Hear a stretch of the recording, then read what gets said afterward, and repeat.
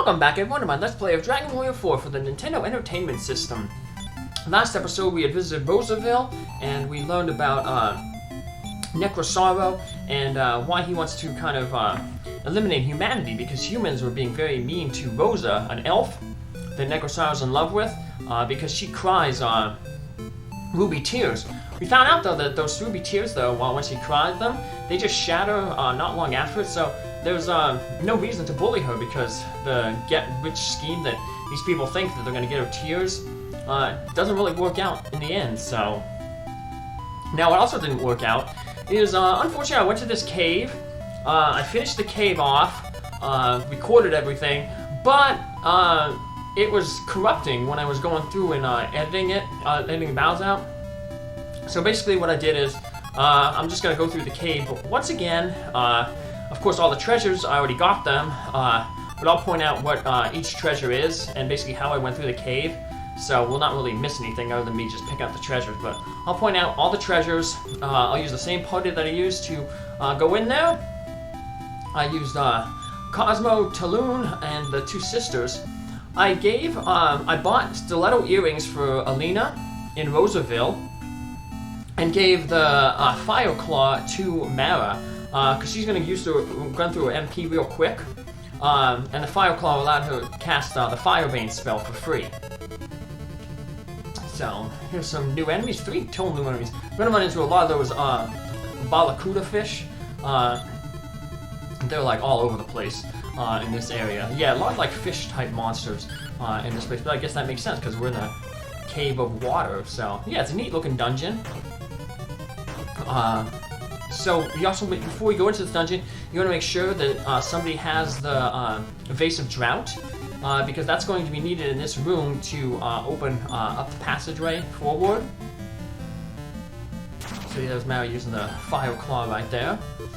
Helps her MP saving her. So with this door is here, it was blocked by like a off-color waterfall, so you just use the Vase of Drought there, and it opens up. Then in this treasure chest right here, that's where you get the Sunglass of Regression, and that's the item that you can use in battle to return the thing back to the beginning of the battle. So if the battle goes bad, you can use that item, and it'll return it back to the beginning of the battle. That's like how one of the chance spells worked in Dragon Warrior 3. So here we get the stats for the Barracuda fish there. You know, I got the dual snakes the last time. And now we're gonna go head on in. Yeah, I like this dungeon. It's pretty neat. Like the walls are all water and stuff. It's a neat looking dungeon. So it's not too big of a dungeon either. There's not a lot of treasure in here. But the treasure that you do get is really good. The best sword in the game, the Metal Babble Sword, is at the bottom of here. We're getting that sword and giving it to Nara. She currently has it equipped right now. It's a good sword you can give to Ragnar too,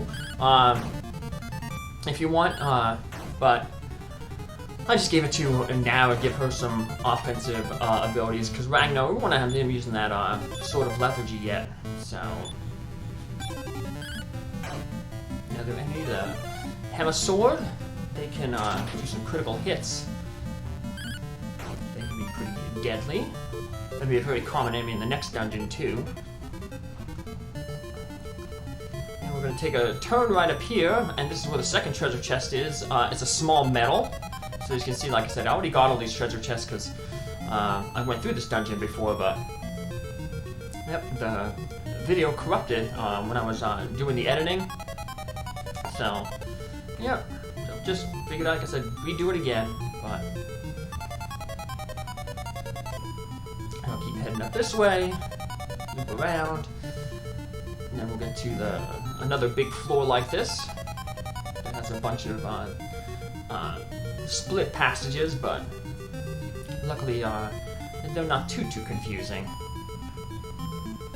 So let's head on down. And we're going to head straight down here just to get another treasure chest. It's the Mask of Corruption. It basically has really high defensive stats. It's like the No Mask from Dragon Warrior 3. It has super duper defenses, but it confuses the user. So you won't be able to, what we'll call it, control the user. So that's the drawback of that coast item. But it gives like 200 defense, so pretty crazy. Another new monster there, the Tentagore. They can be a pretty annoying enemy in this area because they can attack multiple times. So, gotta be careful with them. And unfortunately, they have a good drop there, the Life Force Nuts. Use them for Nara to give her some more hit points, but it's probably a really rare drop. Probably like 1 in 265. That's usually what the rarest drops are in the Dragon Quest games are. They usually go by, you know, like powers of like of groups of like 8. So it's like usually like 1 in 8 is the common, then 1/16th, 1/64th, 1/28, 8, and then 256, 1 over them. So those are usually your odds for the different things. Of course, all those stat boosting items, they tend to be the ones that are really have the really high odds, or the really low odds of you getting it. So, you finally run into another group that we can put the stats of this Maelstrom up. So, Talon there, he's using the Staff of Lethargy too, even though, like I said, he can't use that sword. But it lets him have another person in our party who can potentially put enemies to sleep. So. And there we go. No more treasure on this thing, it's just a bunch of gold. If we head to the south here, that treasure chest contained 1,040 gold. Not a lot, but you know, every little bit helps. We still have we still want to purchase Metal Babel armor for Christo and Nara. Speaking of Metal Babel equipment, Nara would get her Metal Babel sword in the next treasure chest, which is got a little bit of a hike to go. And here's the last enemy in this area, the Rhaegarth. You can see all a bunch of water enemies in here. So yeah, that would be 30,000 gold just for those 2 pieces of armor. Another item you can get, but it's not really necessary. But in the next town we're going to go to, we could actually could buy it in Rosaville too. There's a Dragon Killer sword. It would be an upgrade for both the Sword of Lethargy for Ragnar and for the Ice Blade that Cosmo's using. But we like the extra effects that the 2 swords they currently have. So Cosmo being able to use that Ice Blade to cast Blizzard against like a large group of enemies is good, and then Ragnar, the Sword of Lethargy for the bosses, maybe putting them to sleep. Quite helpful. So like I said, prefer to get that armor first. And there's the last treasure chest. Like I said, if you search there, you find the Metal Babel sword. It's a really powerful sword, and an interesting thing about it is, where most items only do 1 damage to a metal enemy, the Metal Babel sword does 2. So it helps take out Metal Babels easier. Which is really good because they're very common in the next dungeon we're gonna go to. And the beginning part of the next dungeon we're going to go to, the Royal Crypt, where we were told the Staff of Transformation was, back in Rosaville. The first section of that dungeon, you can have the wagon there, so everybody can get experience from the Metal Babels. So we explored this island earlier. We didn't do too much exploration on it though, because we just had that travel door that took us here.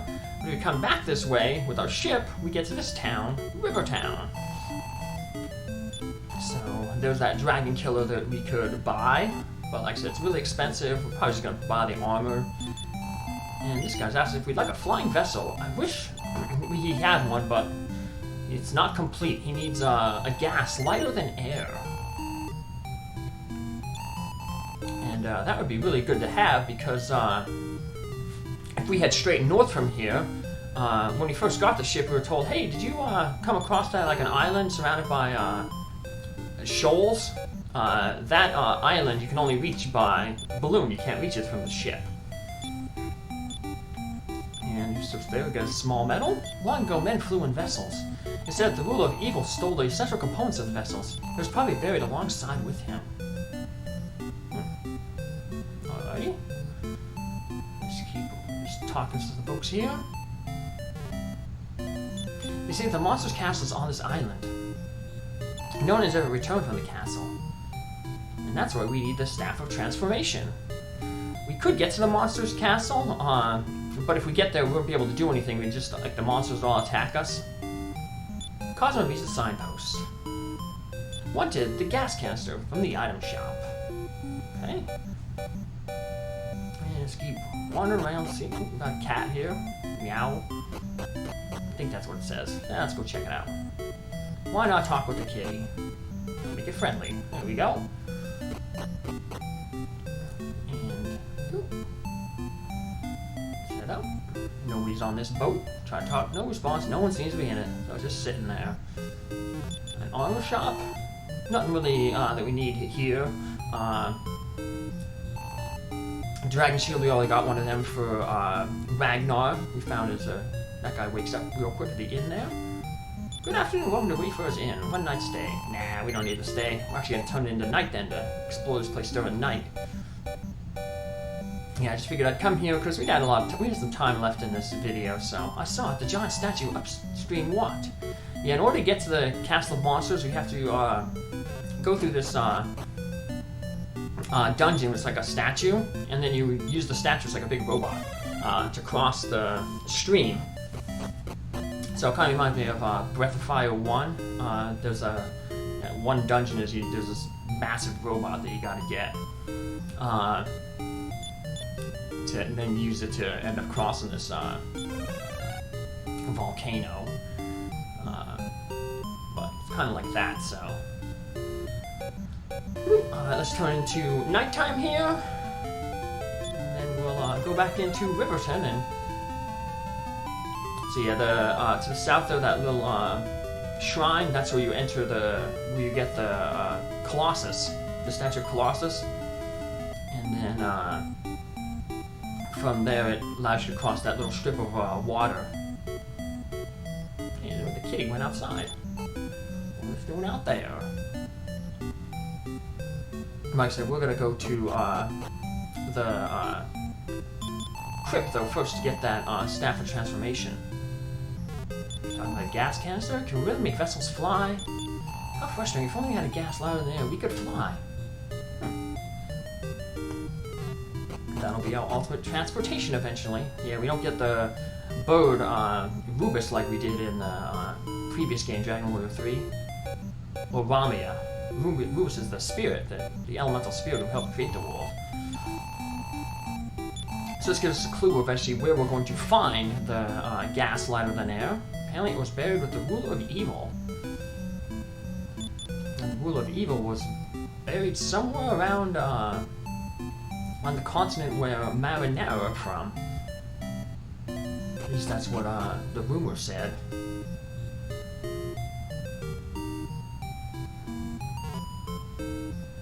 My husband doesn't listen to my stories. She's the one who was saying that she saw the statue walking. I'm too tired from work. I don't want to hear a silly story about a giant statue that walks. Well, whenever there's a rumor in role-playing games, it's usually an indication that that's going to happen later on. So, we will be using that walking statue. Oh. We get into another fight right as soon as we left the Riverton, so. Good thing is Riverton is now on our return list. So we're going to turn here later on. Now we're going to head to Endor, sell some stuff, clear out our inventory, and then get ready to go down through the crypt. If you head straight down to the south, we passed it earlier, there's a little shrine there. That's the Royal Crypt. So it's a pretty unique dungeon. It's a lot of floors, but those floors are tiny, and you kind of got to backtrack a lot on the floors. They kind of one-ways you with these conveyor belts down to the bottom floor, and then you got to work your way back up. But we'll get rid of that Stone of Drought. We don't need that anymore. Sphere of Silence, we can keep that. Let's see if anybody else has anything else here. Keep some of this stuff just to... I have Alina with the Sword of Lethargy, just she can use that on, because she'll be useful for boss battles now, she can attack twice. Her crit rate is going to keep getting higher as she levels up. So the fact she can attack twice, maybe get 2 critical hits, that's really helpful. She's going to be really good against hunting those metal babbles. We'll probably do some level grinding, hunting those metal babbles after we do the dungeon, so the Royal Crypt, to get that Staff of Transformation. But that'll be in the next episode, so take care, have a good one, thanks for following along, and I'll see you in the next episode where we head to the crypt south of Endor to get the Staff of Transformation. Have a good day. See you then. Bye.